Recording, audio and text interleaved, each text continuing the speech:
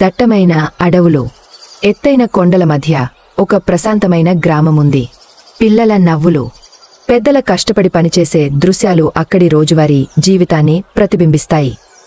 ఈ గ్రామంలో మీరా అనే యువతి ఆత్మరక్షణ కోసం మహిళలకు మార్షల్ ఆర్ట్స్ నేర్పిస్తుంది. ఆమె ధైర్య సాహసాల వల్ల ఆమెను గ్రామస్థులు ఎంతో గౌరవిస్తారు.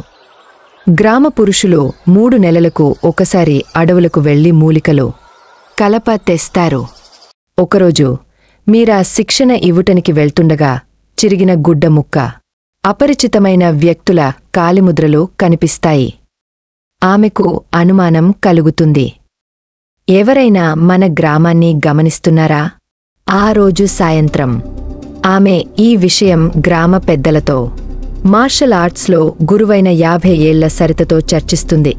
మనం పారిపోలేం, మన గ్రామాన్ని మనమే కాపాడుకోవాలి అని మీరా గట్టిగా చెబుతుంది.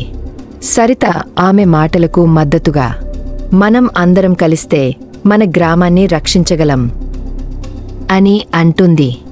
మహిళలు అందరూ ధైర్యంగా ముందుకు వచ్చి శిక్షణ తీసుకోవాలని నిర్ణయించుకుంటారు.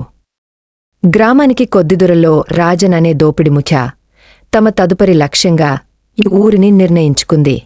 ఒక గూగచారి ద్వారా గ్రామ పరిస్థితిని తెలుసుకుని, పురుషులు లేరు, కేవలం మహిళలు, వృద్ధులు ఉన్నారు అని గ్రహిస్తారు.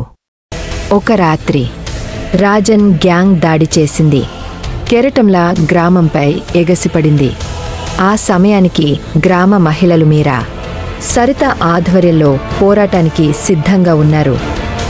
మీరా ధైర్యంగా ముందుకు వచ్చి, ఇక్కడ ఎవరు మీకు కూడా భయపడరు అంటూ గట్టిగా అరుస్తుంది. పోరాటం హోరాహోరీగా సాగుతుంది. మహిళలు ధైర్యంగా రాజన్ గ్యాంగ్ను ఎదుర్కొన్నారు. రాజన్ గ్యాంగ్ మహిళా యోధులతో పోరాడలేక వెనక్కు తగ్గుతుంది. చివరికి గ్రామం గెలిచింది.